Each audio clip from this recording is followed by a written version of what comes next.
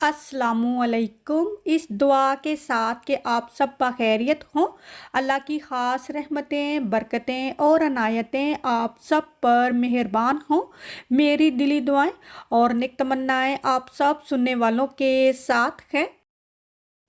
Long weekend की छुट्टियों के बाद बच्चे स्कूल गए और ईमान की जो है वो एक एक्स्ट्रा छुट्टी हुई क्योंकि उसका इन सर्विस डे था मंगल को, तो वो स्कूल नहीं गई। अभी बच्चों को स्कूल छोड़ने के बाद मैं ऑप्टिशियन के पास जा रही हूँ। पहले आई टेस्ट करवाते थे, तो अगर जो ग्लासेस हैं वो बनने के लिए दिए हैं तो जिस दिन वो बता देते थे कि आप किसी भी दिन आके ले जाएं, लेकिन अभी वो अपॉइंटमेंट बुक करते हैं तो ही आपके जो ग्लासेस हैं वो हैंड ओवर करते हैं। तो मैंने अपनी गाड़ी जो है इसको भी वॉश करवाना था, तो फिर आज मैं अपनी गाड़ी लेकर गई हूँ। मैं बहुत कम ड्राइव करती हूँ। ज़्यादातर पहले बच्चों को मस्जिद छोड़ने जाने के लिए ही मुझे ड्राइव करनी पड़ती थी, लेकिन जब से बच्चों की ऑनलाइन क्लासेस होती हैं तो ये सिलसिला भी रुक गया है। तो ऑप्टिशियन के पास जाना था, कुछ शॉपिंग करनी थी, वो करके तो अभी घर आई हूँ। ये कलरफुल वर्मसेलीस हैं। पहले ऐसी जो सवैयाँ थी ना, जो पाकिस्तानी ग्रोसरी शॉप से मिलती हैं, उसके बड़े गाढ़े से गहरे से रंग होते थे, लेकिन ये बड़े हल्के से रंग की हैं। मैं यहाँ पर बना रही हूँ क्विक रबड़ी फालूदा, और ईमान को मैंने खड़ा किया है कि चलो इसको जो है मिक्स करती जाओ, ये नीचे ना लग जाए। इस फालूदे में 9 रत्न के सारे मैंने इंग्रेडिएंट्स डाले हैं। दूध है, डबल क्रीम है, वेपोरेट मिल्क है, कंडेंस मिल्क है, सवैयाँ हैं, पिस्ते बादाम हैं। हस्बे ज़रूरत हर चीज़ डाली जा सकती है, इसमें कोई ऐसी इसकी एक्यूरेट मेजरमेंट नहीं है। आपको कैसा भी फ्लेवर अच्छा लगता है वैसा इसको डाल के इस हद तक इसकी कंसिस्टेंसी होनी चाहिए। इसमें तुक मलंगा भी डाला है मैंने, और जब ये गाढ़ा सा पक गया है तो इसको रूम टेम्परेचर पर ठंडा करके फिर इसको फ्रिज में या फ्रीज़र में रख दें। गर्मी काफ़ी है तो फिर इस तरह फ़लूदा जो है वो बड़ा ही मज़े का लगता है आइसक्रीम के साथ। जैसा मैंने बताया कि इसमें 9 रत्न के सारे इंग्रेडिएंट्स हैं, सिर्फ जेली नहीं है। तो अगर ठंडा करके इसको खाना है तो जेली भी इसके साथ खाई जा सकती है। रूम टेम्परेचर पर इसको अच्छा ठंडा करके मैंने फ्रिज में रख दिया। यहाँ पर ये है फ़िश जिसको मैंने मैरिनेट किया हुआ है, इसका बनेगा फ़िश टिक्का। और यहाँ पर है चिकन टिक्का जिसको मैंने रात को मैरिनेट करके रख दिया था। तो अभी मैंने इसको ओवन में जो है बेक किया है। इसकी रेसिपी का लिंक मैं डिस्क्रिप्शन बॉक्स में डाल दूंगी। मेरे चैनल पर चिकन टिक्का की रेसिपी है, तो वही मैरिनेशन बना के मैंने फ़िश जो है उसको भी मैरिनेट कर दिया, तो ये भी बड़ी ही मज़े की फ़िश बनी। हम तो खा लेते हैं फ़िश, लेकिन बच्चे जो हैं वो ज़रा मर्ज़ी से ही खाते हैं। मैं पहले होल व्हीट आटा यूज़ करती थी, लेकिन अभी पिछले कुछ हफ्तों से मैंने होल व्हीट आटा जो है वो बंद कर दिया है, तो अभी मैं कोई और आटा यूज़ करती हूँ। तो अभी इस ब्लॉग में मुझे कहीं जगह नहीं मिली उसको कहीं एडजस्ट करने की, तो मैं अपने नेक्स्ट आने वाले व्लॉग में बताऊंगी कि मैं कौन सा आटा यूज़ करती हूँ और होल व्हीट आटा मैंने क्यों इस्तेमाल करना छोड़ दिया। दोपहर का खाना खा रही हूँ तो मैं दोपहर को ही मेरी कोशिश होती है कि जो मैंने रोटी खानी है वो मैं खा लूँ। और सैलड जो है, गर्मियों का मौसम है तो सैलड का इस्तेमाल लाजमी करें।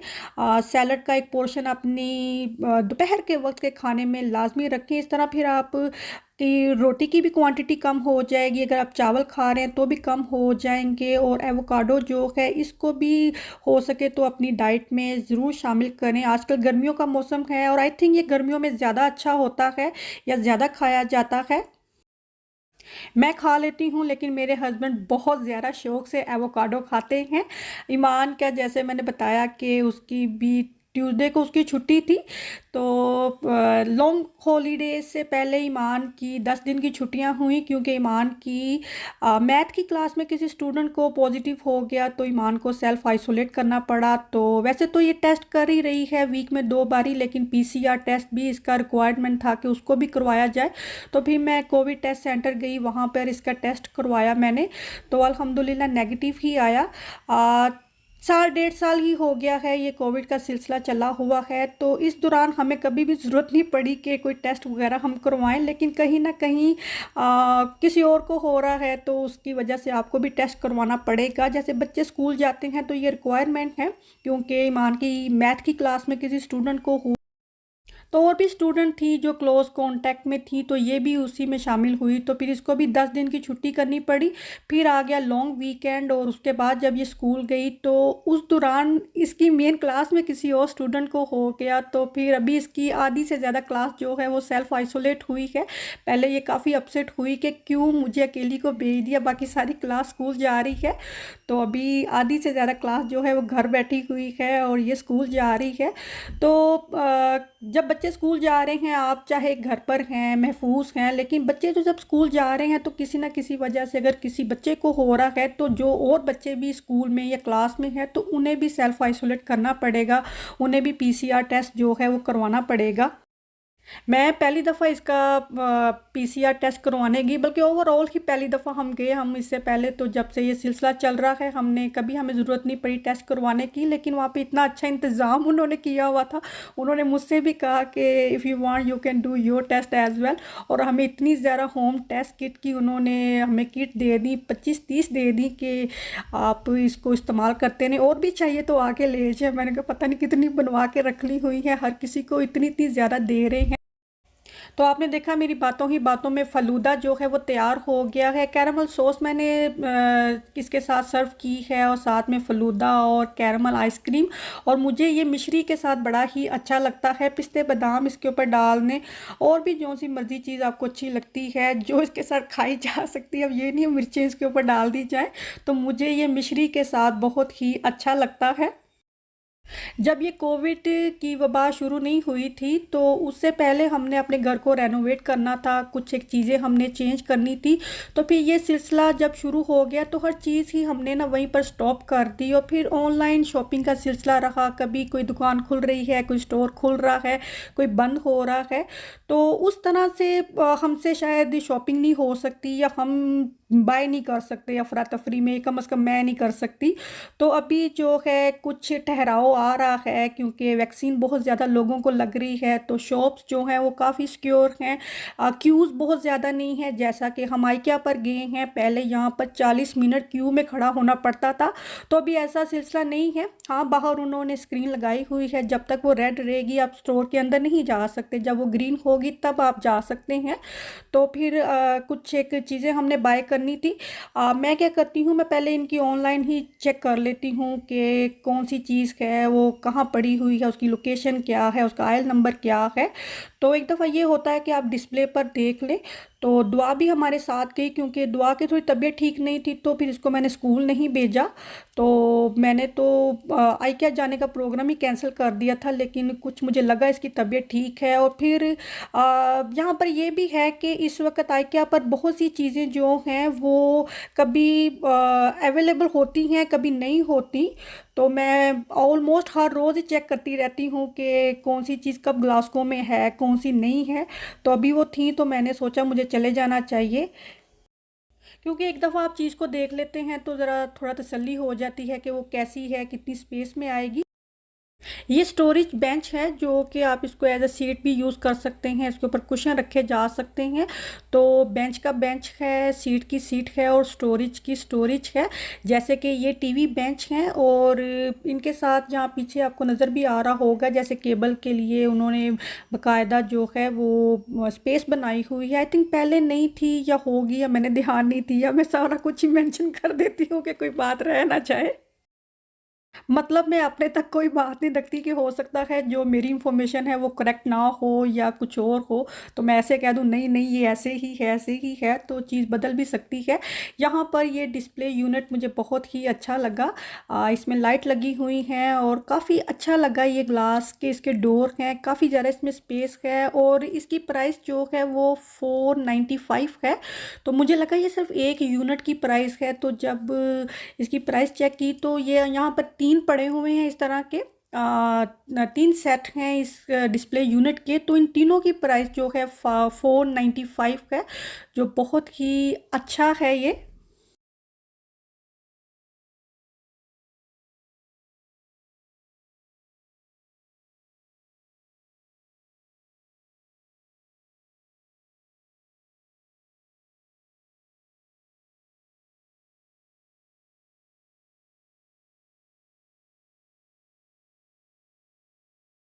और इसकी प्राइस नहीं लगी हुई थी, तो ये मुझे सबसे ज़्यादा अच्छा लगा। मैं चेक भी कर रही हूँ कि इसकी प्राइस नहीं लगी हुई, तो मैंने कहा मैं आगे कोई मुझे नज़र आएगा स्टाफ इनका तो मैं उनसे पूछूंगी। तो और चीज़ें ढूंढने में तो ये चीज़ मुझे भूल ही गई। अभी दोबारा मैंने आके इसको वीडियो में देखा है, तो मैंने कहा अब इसको मैं वेबसाइट पे जाकर चेक करूंगी। ये मुझे काफ़ी सही लगा है, छोटा सा है, काफ़ी नाइस सा लग रहा है। तो इसकी प्राइस जो है मैं चेक करूंगी। यहाँ पर देखें ऑफिस वर्क के लिए यहाँ पर पार्टीशन की हुई है कि सेपरेट किया हुआ है ना, कि थोड़ी स्पेस रखने के लिए भी अब चीज़ जो है वो मिल सकती है, किस तरह आप सेपरेट कर सकते हैं। यहाँ पर वॉल यूनिट है, ये किचन के लिए भी यूज़ हो सकते हैं, जहाँ मर्जी लगा सकते हैं कि ये दीवार के साथ लगे हुए हैं। यहाँ पर ये किचन में लगे हुए हैं। अब मुझे लगता है कि आइकिया ने ये जो फ्लोर है अपना ये लॉकडाउन में काफ़ी ज़्यादा सही कर लिया हुआ है। आए तो हम जस्ट ड्रा लेने थे, लेकिन यहाँ पर बहुत सी जो वार्डरोब्स हैं वो भी बहुत ही अच्छी लग रही थी। क्योंकि हमारा कौंसल का घर है, हमारा अपना नहीं है, रेंटेड प्रॉपर्टी ही है।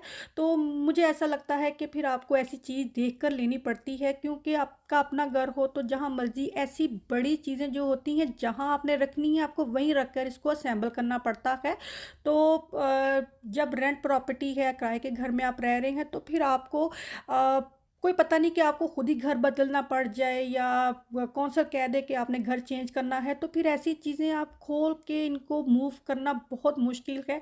जैसा कि ये वार्डरोब है, आई थिंक ये लाइफ टाइम के लिए है, कि आई थिंक इसकी प्राइस 1000 पाउंड थी, 900 सम इसकी प्राइस थी। और जिस तरह ये बनी हुई है इसकी प्राइस वाकई इतनी ही होनी चाहिए थी। और इसमें तो सारे घर के कपड़े आ सकते हैं, सारे बच्चों के। लेकिन ये है कि घर में जगह भी है, इसको रखा भी जा सकता है, लेकिन अगेन कि आपका अपना घर हो तो आप ऐसी चीज़ों को एक दफ़ा लाकर सेट कर दें। लेकिन अगर घर मूव करना है तो फिर बड़ा ही मुश्किल हो जाता है, ऐसी चीज़ों को खोल कर आपने कहीं और लेके जाना है तो चीज़ों की जो है ना क्वालिटी ही ख़त्म हो जाती है। ये वार्डरोब मैंने इनकी वेबसाइट पर देखी तो मुझे ये इतनी अच्छी नहीं लगी, लेकिन यहाँ पर जब मैंने आकर देखी है तो मुझे बहुत ज़्यादा अच्छी लगी। इसमें काफ़ी ज़्यादा स्टोरेज ड्रॉ हैं, काफ़ी खुली स्पेस है, और इसकी प्राइस भी आई थिंक 300 सम थी।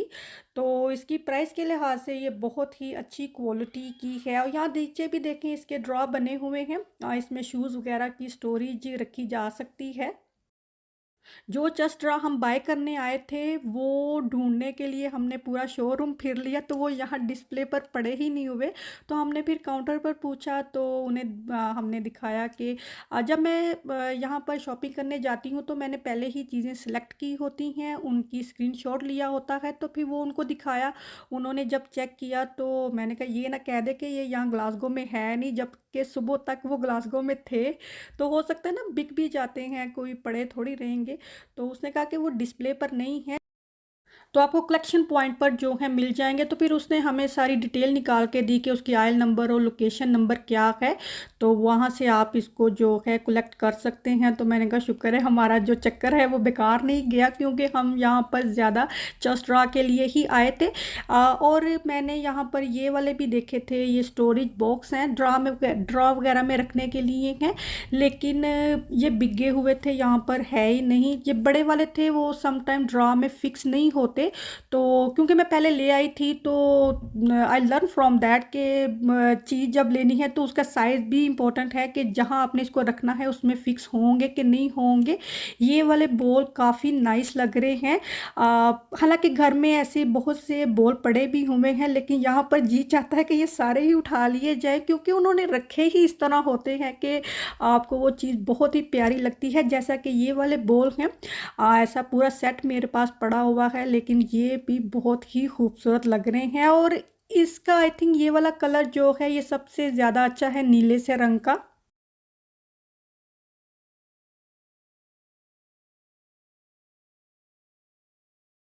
और आई थिंक ये सिरेमिक की सर्विंग डिश है, ये मेटल की नहीं है। छोटी सी कढ़ाई बनी हुई है। और ये देखें दुआ को ये सारे बर्तन उठाए जा रही थी कि हम ये भी बाय कर लें, ये भी बाय कर लें। और ये भी बाथरूम के लिए वॉल यूनिट है, स्टोरेज वॉल यूनिट है। और इस तरह जब आप जाते हैं एक राउंड लगाते हैं, स्पेशली मैं जब जाती हूँ तो मुझे और भी बहुत से आइडियाज़ मिल जाते हैं। जैसा कि हमारे बाथरूम में हमने स्टोरेज वॉल यूनिट लगाया हुआ है, वो काफ़ी यूज़ हो चुका हुआ है, हमने उसको बदलना है। तो यहाँ पर मुझे ये 3 ऑप्शन मिले हैं, तो इन तीनों में से कोई एक जो है वो इंशाल्लाह नेक्स्ट जब बाथरूम की बारी आएगी तो वहाँ मैं लगाऊंगी। ये टब में रखने के लिए है और ये वुड का बना हुआ है, तो मैं देख रही थी कि ये गीला होके ख़राब नहीं हो सकता। और ये कालीन एरिया देख के तो मुझे ऐसा लगा जैसे पाकिस्तान के किसी शॉप में चले गए हों, क्योंकि वहाँ ही इस तरह से दुकान जो है वो सजी हुई होती है, शॉप जो है वो सजी हुई होती है। और ये जो सबसे आगे रग लगा हुआ है, कालीन लगा हुआ है, ये 1200 पाउंड का है। और जितनी खूबसूरती से ये बना हुआ है, इसकी इतनी ही प्राइस होनी चाहिए थी। प्राइस मैं इसलिए साथ साथ बता रही हूँ, ज़ाहिर है आप खुद भी इसको चेक कर सकते हैं। तो मुझे बहुत सी सिस्टर कहती हैं कि आप अगर कोई चीज़ देखती हैं तो उसकी प्राइस भी बता दिया करें। तो यहाँ पर मुझे ऐसे स्टोरेज बॉक्स चाहिए थे प्लास्टिक के। यहाँ पर क्लियर बॉक्स काफ़ी ज़्यादा पड़े हुए थे, लेकिन उनके लिड नहीं थे। तो हम भी इधर उधर फिर रहे हैं उसके लिड लेने के लिए, तो हमने गौर किया तकरीबन काफ़ी ज़्यादा लोग ना लिड ही ढूंढे जा रहे थे। तो एक बेचारी को तो गुस्सा ही चढ़ गया, उसने गुस्से में बोलना शुरू कर दिया कि जब लिड है ही नहीं तो यहाँ पे क्यों इन्होंने इस तरह रखे हुए हैं। तो मैंने कहा मैं आई हुई हूँ तो ये मुझे मिल गए हैं, तो मुझे ये बाय कर लेने चाहिए। जब दोबारा अगर वो आ जाएंगे तो वो मैं ले जाऊँगी। तो अभी मैं आई हूँ, मुझे ये बॉक्स चाहिए, तो मुझे ये बाय कर लेने चाहिए। और ये चेस्ट ड्रा है, ये एक चेस्ट ड्रा की 2 पैकिंग है। तो इस तरह लिखा भी होता है कि इसके 2 हिस्से हैं, तो 2 ही आपने बाय करने हैं। और जब टिल पर भी जाए तो वो भी चेक करते हैं कि आप मतलब अनकम्प्लीट ही पैकिंग उठाकर मत ले जाएं, तो वहाँ पर भी चेक करते हैं। और ये ज़रा दुआ को मुलाहिज़ा फरमाएं। बुरहान और दुआ जब किसी स्टोर में जाते हैं तो वो फुल इंजॉय करते हैं, इधर उधर चीज़ों को भी हाथ लगाते हैं, घूमते फिरते हैं। जबकि ईमान और फजर जो हैं वो थोड़ी सहमी सहमी सी रहती हैं। और शॉपिंग करके अभी हम बाहर निकले हैं और माशाल्लाह खूबसूरत सा वेदर है। हालांकि लग रहा था कि बारिश हो जाएगी, लेकिन आज का मौसम भी बहुत ही खूबसूरत है। मैं ये छोटे फूड बैग लेकर आई हूँ। यहाँ पर ये स्टोरेज बॉक्सेस हैं, जो कि आई थिंक 2 पाउंड का एक है, जो कि मुझे जो मैं लेने गई थी वो नहीं मिले, तो ये मुझे वहाँ पर मिल गए। 2 पाउंड का एक है, तो ये मैं 3 लेके आई हूँ। ये भी ड्रॉ में रखने के लिए है। और ये ग्लास लेके आई हूँ, ये सर्विंग के लिए है। ये वैसे तो ज़ाहिर है वाटर जूस वगैरह पीने के लिए है। ये मेटल के स्क्यूअर हैं, 5 पाउंड के 4 हैं। ये सीख कबाब बनाने के लिए हैं। ये दुआ को प्लास्टिक के बर्तन पसंद आ गए, हालांकि ये छोटे बच्चों के लिए हैं, तो उसने ये पूरा सेट ही अपने लिए उठा लिया। आई थिंक 2-2 3-3 पाउंड की इनकी प्राइस होगी, अभी मुझे याद नहीं है कि ये कितने का है। और तीनों की प्राइस जो है वो डिफरेंट डिफरेंट ही है। और ये मेटल की वॉल या डोर हुक हैं। मैं पहले भी लाकर मैंने ये अपने डोर के पीछे लगाई हैं जैकेट वगैरह हैंग करने के लिए। और एक पैकेट में 2 हैं, काफ़ी ये सॉलिड हैं, बहुत ही मजबूत हैं। और 4 पाउंड का एक पैकेट है, मैं 2 लेकर आई हूँ। अगेन प्राइस मैं बता रही हूँ कि बहुत सी सिस्टर मुझसे पूछती हैं कि प्राइस लाजमी बताया करें। और ये 50-50 पी की बास्केट्स हैं, छोटी छोटी सी, जो कि आप ड्रा में रख सकते हैं। बच्चों की स्टेशनरी इसमें रखी जा सकती है, बहुत सी चीज़ों के लिए ये यूज़ हो सकता है। और ये वाइट स्टोरेज ट्रे है जो कि 6 पाउंड की है, और ये मैं ड्रेसिंग ड्रा के लिए लाई हूँ। और ये जो बास्केट हैं 2 साइज़ की हैं, और ये 50-50 पी की हैं, दोनों ही, छोटी भी और बड़ी भी। और ये 2 पाउंड का एक बॉक्स है, इसके साथ लिड भी है, क्योंकि ऐसे बॉक्स के साथ लिड होना ज़रूरी है। लिड के बगैर आप इसको इतने अच्छे से यूज़ नहीं कर सकते कि इस तरह एक दूसरे के ऊपर भी चीज़ें रखी जा सकती हैं।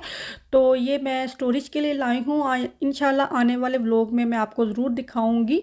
तो अभी मैं दाल बना रही हूँ, तो सोचा मैं क्विकली इसकी भी रेसिपी आपके साथ शेयर कर दूँ। गोश्त आपने पकाना है, आलू गोश्त को इस तरह, दाल गोश्त है, सब्जी गोश्त है, जिंजर गार्लिक ओनियन टमाटर।